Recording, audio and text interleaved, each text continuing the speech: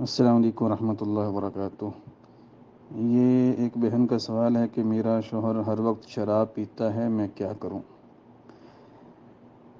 دیکھیں، شراب اسلام میں حرام ہے، آپ اسے سمجھائیں۔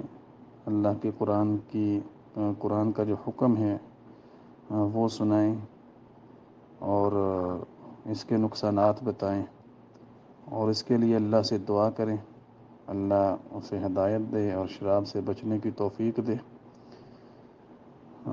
قرآن پاک میں اللہ فرماتے ہیں انما الخمر والمیسر والانصاب والازلام رجس من عمل الشیطان۔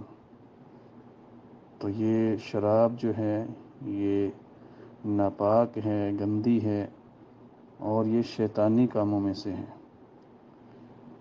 تو اس لیے اس سے اسلام نے منع کیا ہے، اور اس کے جو شراب کے نقصانات ہیں وہ اسے سمجھائیں، بتائیں، اور کوشش کریں کسی ایسے آدمی سے اسے سمجھانے کی کوشش کریں جس کی بات کو وہ مانتا ہو، کوئی خاندان میں بڑا جس کی بات کو وہ ٹال نہ سکے۔